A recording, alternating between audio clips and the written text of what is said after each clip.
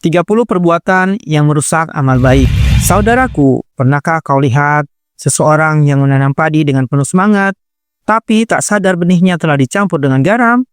Ia menyiram, mencangkul, memupuk, bahkan berdoa di atas tanahnya setiap malam. Tapi saat musim panen tiba, yang tumbuh hanyalah penyesalan. Begitulah nasib banyak orang. Rajin sholat, giat bersedekah, lisan dipoles dengan zikir, namun sayang, hatinya masih penuh riya, lidahnya tajam dengan gibah, dan amalnya dibiarkan bocor oleh sum'ah atau pamer ibadah. Mereka menabung kebaikan di dunia, bukan untuk akhirat, tapi untuk tepuk tangan manusia. Celakalah orang yang sholat. Apa? Sholat? Celaka? Ya, yaitu orang-orang yang lalai dari sholatnya, yang berbuat riya. Quran Surat Al-Ma'un, ayat 4-6. Mereka sholat, tapi bukan untuk Allah. Mereka memberi, tapi bukan karena cinta dan peduli. Mereka terlihat baik, tapi tak ingin Allah tahu. Cukup manusia saja yang tahu. Rasulullah SAW bersabda, yang paling aku takutkan atas kalian adalah syirik kecil. Para sahabat bertanya, apa itu syirik kecil ya Rasulullah? Beliau menjawab, iya, yaitu seseorang melakukan amal, lalu memperbagusnya karena dilihat orang. Hadis riwayat Ahmad. Dia itu seperti rayap, pelan-pelan memakan kayu sampai rumah roboh tanpa suara. Amalmu yang indah bisa hancur tanpa bunyi. Dan kau mungkin baru sadar ketika sudah di akhirat. Ibnul Qayyim rahimahullah berkata, amal kebaikan yang dilakukan dengan niat yang rusak lebih membahayakan pelakunya daripada dosa. Bayangkan saudaraku, kau membawa setumpuk amal ke hadapan Allah, tapi ternyata yang satu hancur karena gibah, yang satu luntur karena riya, yang satu dirampas oleh orang yang kau zalimi. Imam Hasan Al-Basri pernah berkata, amal itu tidak akan diterima kecuali dengan 3 hal. Takut tidak diterima, berharap diterima, dan mengikhlaskan niat karena Allah. Lalu kita terlalu sibuk ingin dikenal soleh, sampai lupa bertanya, apakah Allah menerimanya? Untuk itu saudaraku, kita perlu mengetahui tentang perbuatan-perbuatan kita yang sekiranya merusak amal baik yang sudah kita lakukan. Berikut adalah 30 perbuatan yang merusak amal baik. Ini penting sebagai bahan muhasabah agar amal tidak sia-sia di sisi Allah Subhanahu wa taala. Yang pertama adalah riya atau pamer amal. Lakukan amal ibadah dengan tujuan ingin dipuji manusia. Amal seperti ini tidak diterima oleh Allah karena niatnya bukan karenanya. Yang kedua adalah ujub atau bangga diri. Merasa diri paling hebat karena amal yang dilakukan, sehingga lupa bahwa semua taufik berasal dari Allah. Yang ketiga adalah sum'ah atau ingin didengar. Ingin dikenal orang karena ibadah atau kebaikannya. Amal yang diniatkan untuk ketenaran tidak bernilai di akhirat. 4. Syirik besar.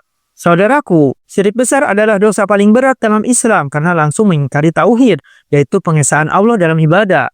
Ketika seseorang mempersekutukan Allah dengan sesuatu yang lain dalam hal yang menjadi hak eksklusif Allah, seperti doa, harapan, takut, atau bentuk ibadah lainnya, maka seluruh amal baiknya akan gugur. Allah berfirman, seandainya mereka mempersekutukan Allah, niscaya lenyaplah dari mereka amalan yang telah mereka kerjakan. Quran Surat Al-An'am ayat 88. Ini menunjukkan bahwa syirik besar tidak hanya berdosa, tetapi juga membatalkan semua amal soleh yang pernah dilakukan seseorang. Rasulullah SAW juga memperingatkan dengan sangat tegas tentang bahaya syirik besar. Dalam sebuah hadis sahih, beliau bersabda, barang siapa yang meninggal dalam keadaan mempersekutukan Allah atau berbuat syirik, maka ia pasti masuk neraka. Hadis riwayat Muslim nomor 93. Ini bukan hanya ancaman atas dosa besar, tetapi kepastian bahwa syirik besar memutus semua harapan keselamatan di akhirat, kecuali jika ia bertobat sebelum wafat. Oleh karena itu, menjaga kemurnian tauhid adalah hal yang sangat penting dalam kehidupan seorang muslim. Para ulama salafun sangat mewanti-wanti umat dari bahaya syirik. Ibnul Qayyim rahimahullah berkata, syirik adalah kezaliman paling besar karena ia menyamakan makhluk dan khalik dalam hal yang menjadi hak Allah semata. Dengan kata lain, syirik adalah bentuk pengkhianatan terhadap perjanjian rububiyah dan uluhiyah. Maka tak heran jika amal kebajikan seperti sholat, sedekah, bahkan jihad akan menjadi sia-sia jika seseorang melakukan syirik besar. Tauhid bukan sekadar teori, tapi pondasi utama bagi diterimanya semua ibadah. Yang kelima adalah syirik kecil. Contohnya, bersumpah atas nama selain Allah atau menggantungkan nasib pada benda atau jimat. Ini bisa menggugurkan amal jika tidak disadari. 6. Kufur nikmat. Tidak mensyukuri nikmat Allah, bahkan menggunakan nikmat tersebut untuk bermaksiat. 7. Tidak ikhlas. Jika amal tidak dilandasi niat karena Allah semata, maka amal tersebut tertolak. 8. Menyakiti orang lain. Amal kebaikan bisa terhapus jika seseorang menyakiti orang lain, baik secara lisan maupun perbuatan. 9. Gibah atau menggunjing. Ini mengambil hak orang lain secara batin dan bisa menyebabkan amal berpindah ke orang yang digunjing. Yang ke-10 adalah namimah atau adu domba. Menyebarkan berita untuk memecah belah. Dosa ini menyebabkan murka Allah dan bisa menghanguskan pahala. Saudaraku, namimah atau adu domba adalah perbuatan menyampaikan perkataan seseorang kepada pihak lain dengan tujuan merusak hubungan atau menimbulkan permusuhan. Meskipun tampak sepele, namimah termasuk dosa besar dalam Islam karena dapat merusak ukhuwah dan menyalakan api fitnah di tengah masyarakat. Amal-amal kebaikan seperti sholat, sedekah, dan puasa tidak akan memberi manfaat jika hati pelakunya penuh dengan tipu daya dan kezaliman terhadap sesama. Ini adalah racun yang tersembunyi namun sangat mematikan bagi jiwa dan amal manusia. Rasulullah SAW telah memperingatkan keras terhadap perbuatan ini. Dalam sebuah hadis yang diriwayatkan oleh Imam Muslim, beliau bersabda, tidak akan masuk surga orang yang suka mengadu domba. Hadis ini menunjukkan betapa besarnya bahaya namimah hingga pelakunya diancam tidak akan masuk surga. Ini bukan hanya soal dosa antara manusia dengan Allah, tetapi juga menyangkut kezaliman terhadap sesama manusia. Dan kezaliman itu harus diselesaikan sebelum seseorang bisa meraih rahmatnya. Imam Ibnul Qayyim rahimahullah pernah berkata, kebanyakan kerusakan manusia di dunia dan akhirat bersumber dari lisan, terutama lisan yang digunakan untuk namimah dan dusta. Ulama salaf sangat berhati-hati dalam menjaga lisan mereka karena mereka memahami betapa satu kata bisa menghancurkan persaudaraan, merusak keikhlasan, dan bahkan membatalkan pahala amal kebaikan. Maka, siapa yang ingin menjaga amal-amalnya tetap utuh di sisi Allah, hendaknya menjaga lisannya dari menyebarkan fitnah dan menjadi perantara kerusakan di antara manusia. Yang ke-11 adalah hasad atau iri dengki. Tidak suka atas nikmat orang lain dan berharap nikmat itu hilang darinya. Yang ke-12 adalah takabur atau sombong. Merendahkan orang lain dan merasa lebih baik. Orang sombong tidak akan masuk surga kecuali amalnya diterima. Yang ke-13, mengungkit kebaikan atau man wa'azza. Mengungkit-ungkit pemberian atau bantuan dapat menghapus pahala sedekah. Saudaraku, salah satu penyakit yang sering tidak disadari namun sangat berbahaya adalah man wa'azza atau mengungkit-ungkit kebaikan dan menyakiti perasaan orang yang menerima kebaikan itu. Allah Subhanahu wa taala memperingatkan hal ini dalam Al-Qur'an.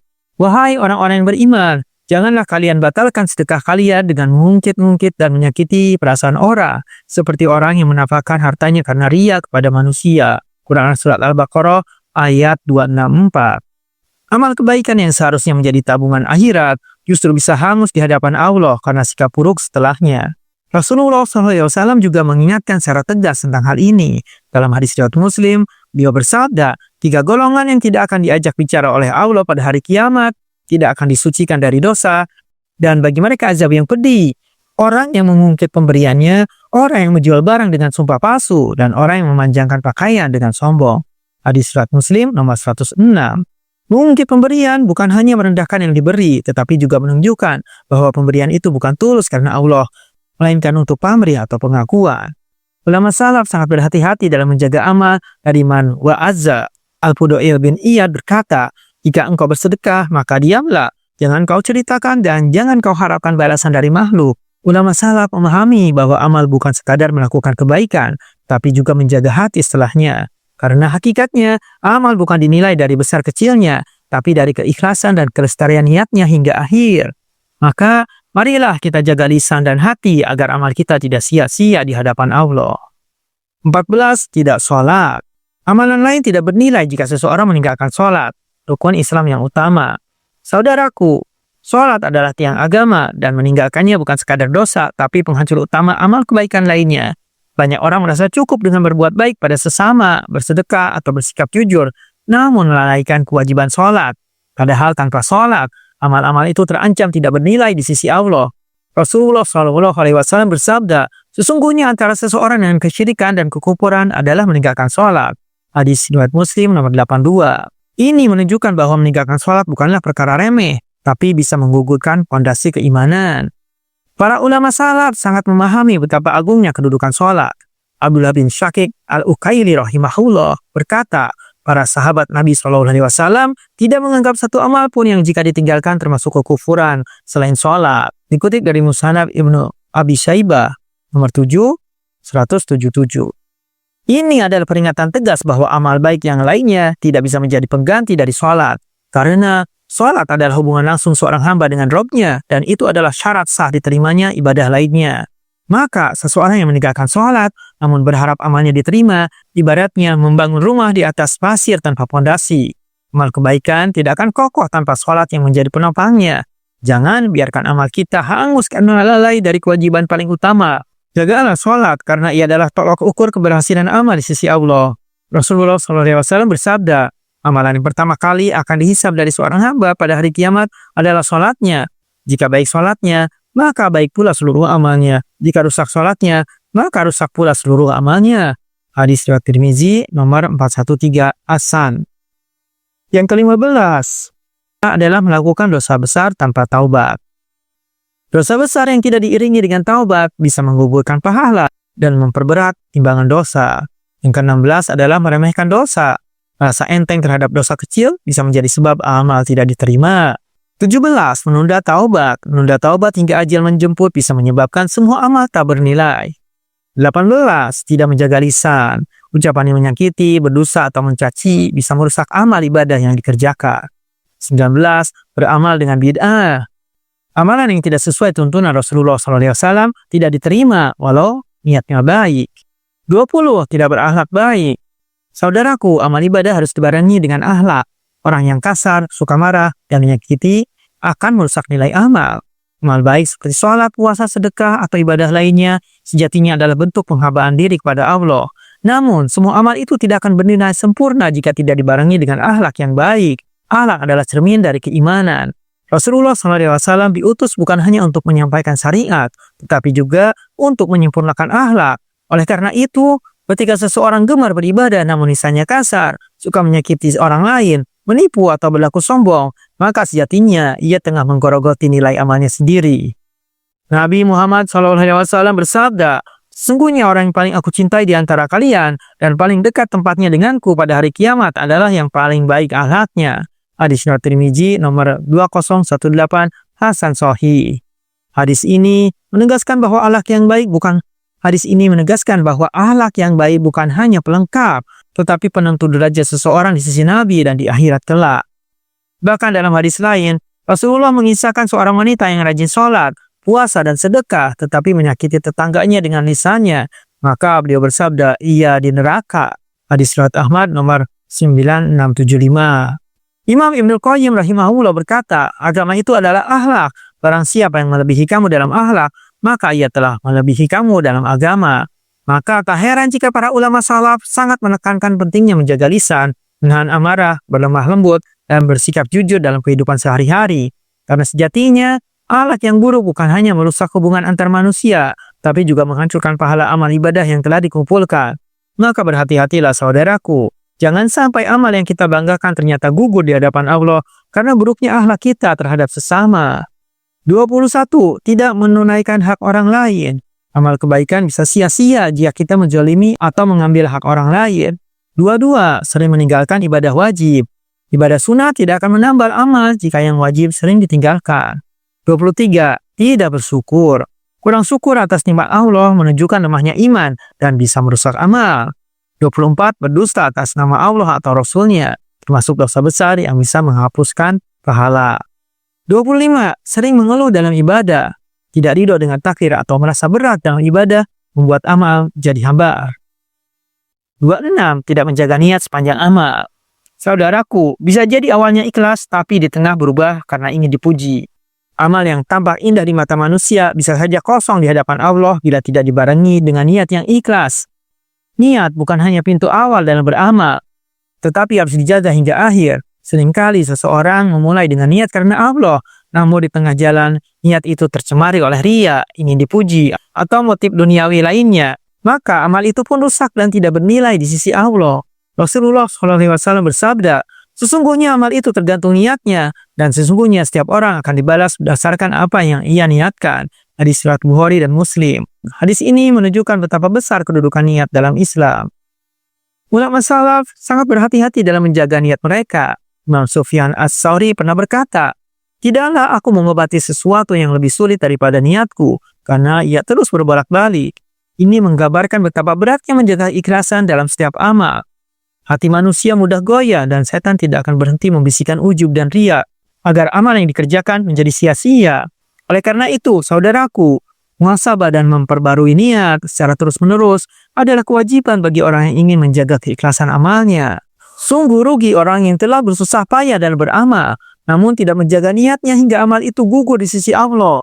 Dalam kitab Jami' al-Ulum al-Hikam, Ibnu Rajab al-Hanbali menegaskan, berapa banyak amal yang tampak sebagai amal dunia menjadi amal akhirat karena niat, dan berapa banyak pula amal yang tampak sebagai amal akhirat menjadi amal dunia karena niat. Maka menjaga niat sepanjang amal adalah bagian dari jihad hati. Amal yang ikhlas akan ringan ditunaikan dan besar nilainya di akhirat. Tapi amal yang tidak ikhlas, meski tampak besar, hanyalah debu yang berterbangan. 27. Melakukan amalan secara lalai. Amal tanpa kekhusyuan, asal-asalan, atau hanya karena rutinitas belaka bisa tidak bernilai. 28. Keraguan dalam hati terhadap pahala atau balasan dari Allah. Ini bisa mengurangi keimanan dan merusak niat. Saudaraku, ragu terhadap janji Allah adalah salah satu penghambat terbesar dalam menjalankan amal baik. Ketika hati dipenuhi keraguan atas kebaikan dan balasan yang Allah janjikan, semangat untuk beramal akan luntur dan usaha menjadi setengah hati. Padahal Allah telah menegaskan dalam firman-Nya, barang siapa mengerjakan kebaikan sebesar jarah pun, niscaya dia akan melihat balasannya. Quran Surat Al-Jajalah ayat 7. Keyakinan yang teguh terhadap janji ini adalah fondasi agar setiap amal yang dilakukan tidak sia-sia dan mendapat ganjaran dari Allah. Rasulullah SAW juga mengajarkan pentingnya yakin dan tidak ragu terhadap janji Allah. Dalam sebuah hadis, beliau bersabda, sesungguhnya Allah tidak menganiaya seseorang walaupun sebesar jarah. Dan jika ada kebaikan sebesar jarah, pasti Allah akan melipat gandakannya dan memberikan dari sisinya pahala yang besar. Hadis riwayat Muslim. Hadis ini menguatkan bahwa setiap kebaikan yang kita lakukan akan mendapatkan balasan, bahkan jika sekecil apapun, selama kita percaya dan tidak meragukannya. Keraguan justru membuka pintu kekecewaan dan kemalasan dalam beramal. Saudaraku, para ulama salafun menegaskan bahwa keraguan terhadap janji Allah dapat merusak amal. Imam Ahmad bin Hanbal mengatakan, iman adalah keyakinan yang teguh di dalam hati dan amal perbuatan yang terlihat. Ketika hati ragu, iman menjadi lemah dan amal baik yang dilakukan tidak maksimal karena tidak didasari oleh kepercayaan penuh pada Allah. Oleh sebab itu, saudaraku, menjaga keyakinan terhadap janji Allah adalah kunci agar amal kita diterima dan diberkahi, serta menjadi sebab mendekatkan diri kepadanya. 29. Tidak bertawakal. Mengandalkan amal semata tanpa bergantung pada rahmat Allah adalah bentuk kesombongan. 30 atau yang terakhir adalah sering melakukan dosa tersembunyi. Dosa yang dilakukan diam-diam dan terus-menerus dapat memadamkan cahaya amal. Saudaraku, jangan biarkan amalanmu hancur di ujung perjalanan. Bayangkan seseorang yang mengumpulkan amal soleh sepanjang hidupnya, sholat malam, sedekah, puasa sunnah, tilawah Al-Quran, namun tanpa disadari amal itu perlahan hancur. Bukan karena kurang banyak, tapi karena ia rusak dari dalam. Ibarat bejana penuh air jernih, tapi dasar bejananya retak. Air itu terus mengalir keluar tanpa disadari. Amal bisa rusak bukan karena kurang dilakukan, tapi karena dicemari niat, riya, hasad, ujub, atau ghibah. Rasulullah SAW bersabda, sesungguhnya yang paling aku takutkan atas kalian adalah syirik kecil. Para sahabat bertanya, apa itu syirik kecil wahai Rasulullah? Beliau menjawab, riya. Hadis riwayat Ahmad, Hasan. Riya mengharapkan pujian manusia adalah penyakit halus yang menghancurkan pahala amal, meskipun terlihat indah di mata manusia. Ibnul Qayyim rahimahullah berkata, amal soleh yang tidak terjaga dari penyakit hati lebih berbahaya daripada amal yang tidak dilakukan sama sekali. Karena amal yang tidak dilakukan hanya butuh semangat untuk memulai, tapi amal yang rusak butuh penyucian hati dan keikhlasan untuk memperbaikinya. Sufyan Ats-Tsauri rahimahullah berkata, aku tidak pernah mengobati sesuatu yang lebih sulit daripada niatku, karena ia terus berubah-ubah. Maka saudaraku, menjaga hati agar tetap ikhlas dan bersih adalah perjuangan sepanjang hayat. Amal besar itu, saudaraku, butuh penjagaan yang besar. Jangan biarkan amalanmu yang berharga rusak karena satu ucapan ghibah atau satu lirikan mata yang penuh uzub. Jangan biarkan pahala sholat tahajudmu hilang karena status pamer di media sosial. Jangan sia-siakan lelahmu di jalan kebaikan hanya karena hati tak pernah dilatih untuk ikhlas. Lebih baik amal kecil yang ikhlas daripada amal besar yang tercemar. Demikian ulama salaf. Allahu a'lam bishawab.